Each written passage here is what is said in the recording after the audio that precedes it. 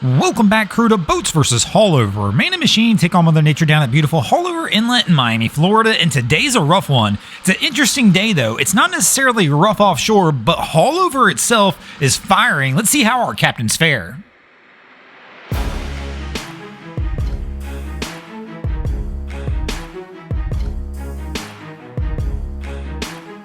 And this, of course, is going to bring us to the first round of our contest. And here in the first round, the boats are going to toss a Yamaha jet boat in the ring to see how it can fare.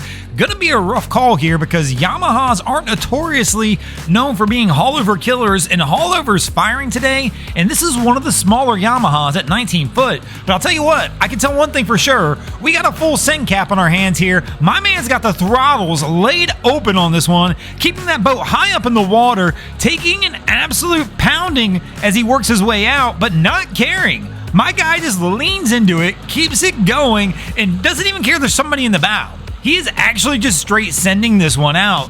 She raises her hand, which is typically the sign like, I'm done. At least that's what I tell people on my boat. If you're in the bow and you raise the hand, that means slow down, but Cap just sends it. I don't know what to do on this one. I don't recommend riding in the bow like that, but I'm gonna have to give Cap the win on that first round. And that's going to give the boats the early 1-0 edge as we move into the second round of our contest. And here in the second round, the boats are going to toss a Stamus in the ring. And man, they're going to get rocked early as Haulover's just straight firing today, throwing haymakers, but they blast right through it. Cap keeps on the throttle, keeping the bow up. Everybody's hanging on.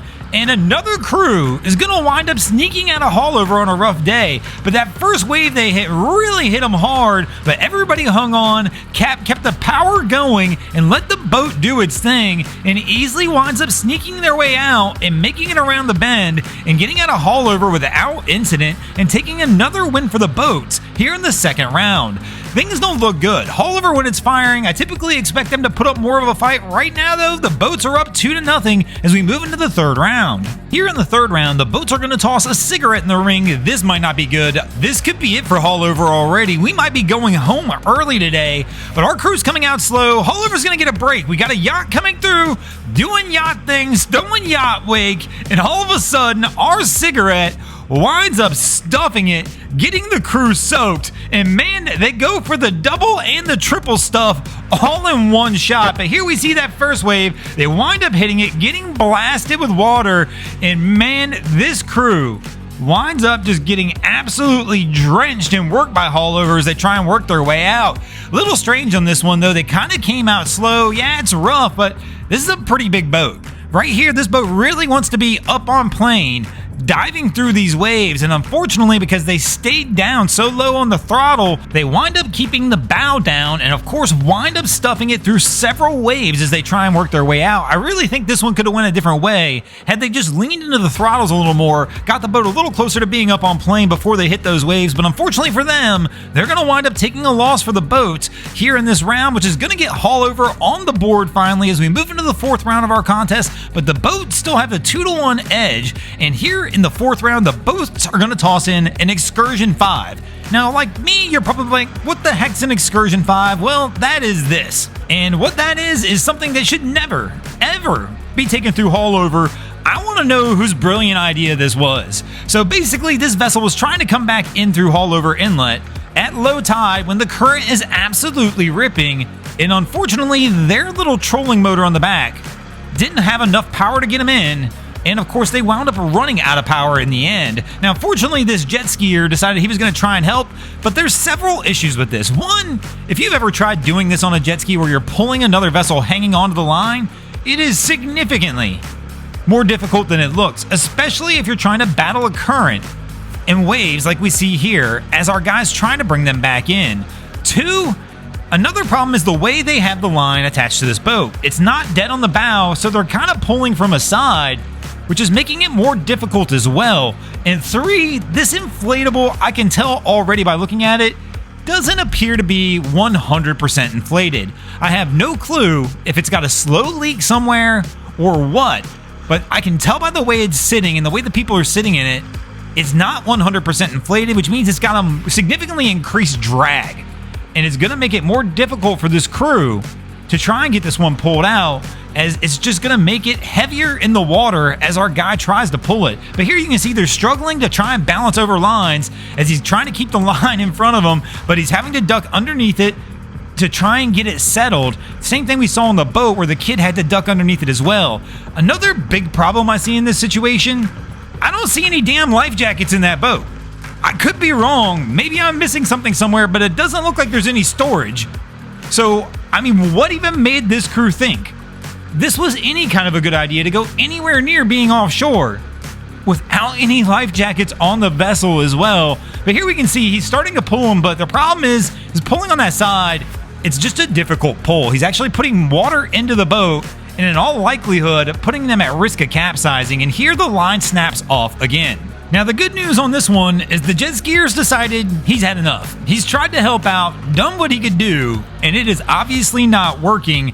And in fact, on the last pullout, I am pretty sure he wound up sucking up the line, because as you'll see here in a few moments, he's hanging off the back of the ski trying to get the line out of the stern of the ski, but fortunately, real help shows up. But here you can see just the way the boat's sitting in the water. Again, I don't think this is fully inflated, and that's probably one of the big determining factors that's really hindering them here. And another one of the reasons they probably didn't make it in. Now, don't get me wrong, the current's probably running somewhere between 3 to 5 knots going out right now. That's probably all the speed this boat has in a perfect world with that little motor on the back. I mean, but these crew, they just made a poor choice in trying to take this boat out of haulover on a day where most people wouldn't take a regular boat out of haulover because it's firing so much and the current was ripping so hard. But here you can see our jet skier still on the back of the ski trying to get that rope all pulled out of there, and he winds up getting lucky and getting everything out and is pretty good to go. And the cops are doing the right move here. They're like, hey, we need to get weight out of this boat. We're going to move you guys over to this one, and once we move you over here, we will tow it back in, which is pretty nice of them. I mean, a lot of times, many of these officers wouldn't do this. They would say, no, you need to go ahead and call a professional tow company that's going to be responsible for it. And here in this situation, our guy winds up working his way into the boat, and they're going to wind up getting underway. But unfortunately for this crew, I'm pretty sure this is obvious. This one's going to wind up being a loss for the old Excursion 5. But as you're about to see in a few moments, it's even more of a loss than you might think. So officer hands them life jackets because they didn't have any on the boat to begin with, and he goes ahead and begins the tow in, but the tow doesn't go quite as planned. As basically the same thing. He winds up literally flipping the boat over. It's upside down. I'm imagining that trolling motor is long gone now, but this crew, I don't think probably cares much about that, as they're just more concerned about the fact that they need to get back in. But here we go. Haulover has gotten another win out, which means we are back to a tie at 2 apiece as we move into the 5th and final round of our contest. And here in the 5th round, the boats have decided to go ahead and toss a sea hunt in the ring to see if they can go ahead and sneak out the win, or if Haulover's going to wind up taking it down. And right here, that crew gets awfully close to stuffing the bow with the heavy following sea. They've got to trim this up, watch what they're doing, and they wind up taking a sharp turn there.